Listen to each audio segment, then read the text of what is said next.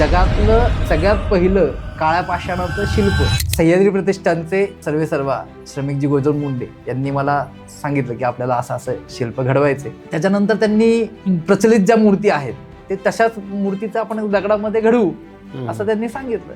ठीक आहे बोललो. इव्हन दिग्पाल लांजेकरांचा पण त्यावेळी कॉल होता की जी डेक्कनची जी मूर्ती आहे भाव तसेच पाहिजे. ज्यावेळी प्रत्यक्ष काम करायची वेळ आली त्यांना सांगितलं की एक साधारणपणे 3 ते 4 महिन्यामध्ये हे शिल्प तयार होईल. परंतु दगड घेतल्यानंतर मी गेलो केदारनाथला. ते आमचं पूर्ण केदारनाथ झालं, बद्रीनाथ झालं. त्याच्यानंतर माझा जो कारागीर आहे त्याचा फोन आला मला की दगडामध्ये क्रॅक वाटतोय. तर म्हणलं नाही, मग क्रॅक वाटतोय तर थांबल्यानंतर मी ज्यावेळी आलो माघारी पाहिलं की तो क्रॅक नव्हता, तो वॉटरमार्क होता. पण म्हणलं नको रिस्क घ्यायला, कारण जगातलं सगळ्यात पहिलं काळ्या पाषाणाचं शिल्प छत्रपती महाराजांचं जे किल्ल्यावरती बसणार आहे आणि अखंड सिंहासनाधीश्वर असं त्याचं पहिलं आहे. त्यामुळे ते तसं शिल्प घडवायचं, अजिबात रिस्क नाही. काय वेळ लागायचा तो लागू दे, पुढचा दगड यायला कितीही दिवस लागू दे, पण आपण हे असं चुकीचं काम नको. तरी त्यातून असं वाटतं की वॉटरमार्क तर आहे की नाही काय होणार, पण तरी पण म्हटलं की नाही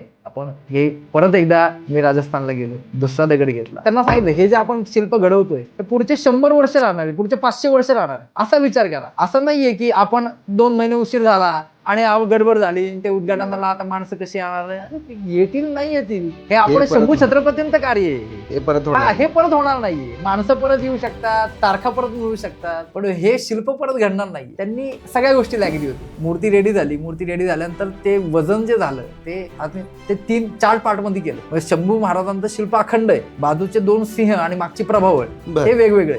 कारण 5 टन वजन हे किल्ल्यावरती नेणं हे प्रॅक्टिकली शक्य नाही. आणि सह्याद्री प्रतिष्ठानची जी मुलं आहेत सगळी अत्यंत म्हणजे महाराजांसाठी तन मन धन अर्पून काम करणारी ही मुलं आहेत. पण ज्यावेळी महाराजांचं शिल्प होतं ते 2 टनाचं होतं. मागची प्रभाव जी आहे ती 1 टनाची आहे. बाजूचे 2 सिंह आहेत ते जवळजवळ 700 किलो, त्यात दोन्हींचं वजन आहे. आणि हे सगळं शिल्प वरती गडावर घेऊन सगळ्या एकही कमर्शियल कुठला माणूस लावला नव्हता. सगळं सह्याद्री प्रतिष्ठानच्या स्वयंसेवकांनी ते शिल्प किल्ल्यावरती घेऊन गेलेले. रात्री 9 वाजता शिल्प किल्ल्यावरती चढवायला सुरुवात केली आणि सकाळी 7 वाजता ते शिल्प किल्ल्यावरती बसलं होतं.